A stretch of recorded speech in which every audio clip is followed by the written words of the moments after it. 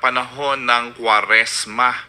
At napakaganda po na pagnilayan po natin ang ating buhay spiritual. Dahil ngayong panahon ng Kwaresma ay hinahamon nga po tayo ng ating simbahan na manalangin, mag-ayuno, magsakripisyo, at syempre magkawang gawa. No, yun po yung tatlong pangunahing gawain natin, gampanin natin bilang mga Katoliko, no?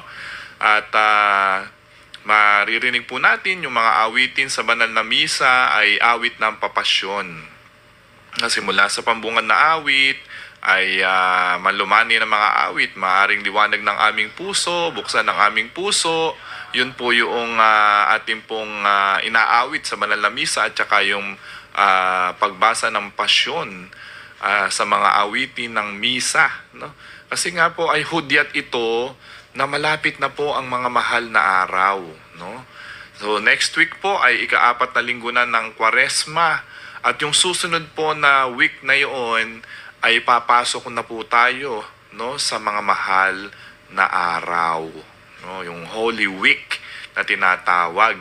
Kaya tayo'y patuloy na manalangin.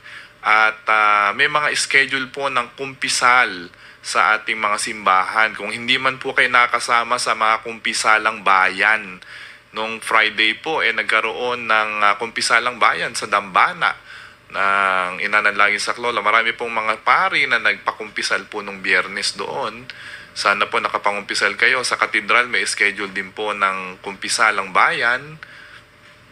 At sa iba-ibang mga parokya, mga ibang simbahan, ay may mga kumpisalang bayan. At kahit na sa pang-araw-araw po, kung walang mga kumpisalang bayan dun sa inyong mga simbahan, sa mga parokya, ay may mga schedule po ng kumpisal sa mga simbahan. Alam ko, 1 hour before the Holy Mass sa hapon, ay pwede po kayong tumawag ng pari, sabihin nyo po doon sa mga sakristan doon na kayo ay gusto nyong mangumpisal.